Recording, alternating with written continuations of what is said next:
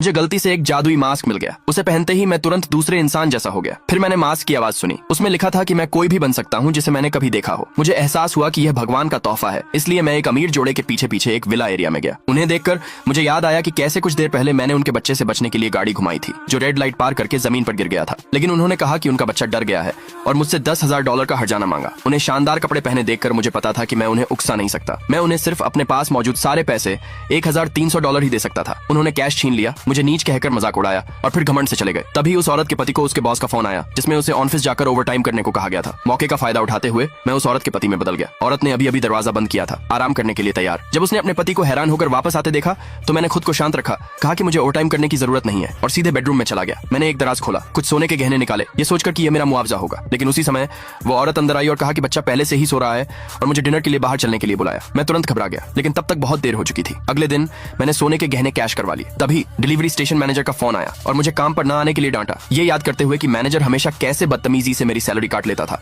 मैंने regional manager का रूप ले लिया। जब स्टेशन मैनेजर ने अपने सीनियर को देखा तो उसने तुरंत और इज्जत से मेरा स्वागत किया। मैं तुरंत उस पर भड़क गया, फिर उसे मेरी सारी रोकी हुई सैलरी वापस करने का आदेश दिया। निर्देश सुनते ही मैनेजर ने तुरंत मामला संभाल लिया। जल्द ही मुझे $30,000 मिल गए। इसके बाद मैंने उसे डांटा और कहा कि वह अब डिलीवरी राइडर्स को अपनी मर्जी से परेशान न करे। मैनेजर ने इज्जत से वादा किया कि वह ऐसा नहीं करेगा। पैसे लेकर घर लौटने के बाद अचानक किसी ने दरवाजा खटखटाया। उन्होंने कहा कि मेरे माता पिता ने ज्यादा ब्याज वाला लोन लिया है और मुझे चेतावनी दी कि मुझे आज ही उसे चुकाना है। लेकिन मुझे इस बारे में कुछ नहीं पता था। मुझे एहसास हुआ कि वे स्कैमर थे, लेकिन मेरे पास भागने की कोई जगह नहीं थी। मैं बस यह दिखावा कर सकता था कि यह अचानक हुआ और कहा कि मुझे पैसे जुटाने की जरूरत है ताकि वे सावधान हो जाएं। गैंग लीडर ने सच में मुझ पर यकीन किया और अपने आदमियों को मुझ पर नजर रखने का ऑर्डर देने के बाद वह मौके का फायदा उठाते हुए चला गया। मैंने दिखावा किया कि मैं नीचे वाले पड़ोसी से पैसे उधार लेने जा रहा हूँ। दूसरे पार्ट के लिए कमेंट में यस लिखे।